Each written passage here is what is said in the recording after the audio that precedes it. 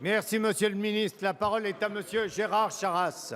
Merci, Monsieur le Président. Ma question s'adresse au ministre de l'Agriculture, de l'Agroalimentaire et de la Forêt. J'associe à cette question mes collègues du groupe RRDP, en particulier Jeannine Dubié et Joël Giraud.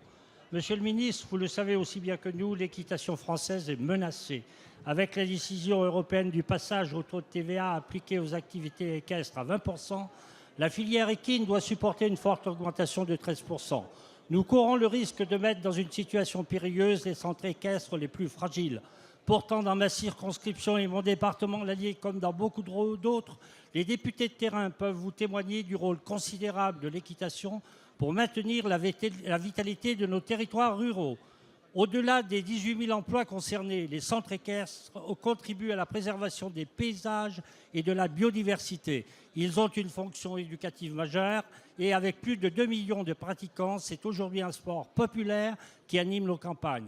Ils ont aussi une mission sociale remarquable et je pense en particulier aux activités organisées avec les jeunes en situation de handicap. Monsieur le ministre, je sais que vous êtes conscient de ce rôle économique et social de l'ensemble de la filière. Vous avez annoncé que vous vous mobiliserez à Bruxelles dans le cadre de la directive TVA pour rétablir le taux réduit. Nous comptons sur votre détermination pour convaincre nos partenaires et préserver le modèle français. Par ailleurs, le gouvernement a annoncé la création d'un fonds cheval dirigé par les représentants de la filière pour compenser la hausse de TVA prévue. Monsieur le ministre, pouvez-vous nous donner des précisions sur ce plan cheval ? Je vous remercie. Merci. La parole est à Monsieur Stéphane Le Foll, ministre de l'Agriculture, de l'Agroalimentaire et de la Forêt. Monsieur le Président, Monsieur le député, je suis, ce qui n'est pas coutume, avec un papier pour rappeler quand même d'où vient cette question de la TVA.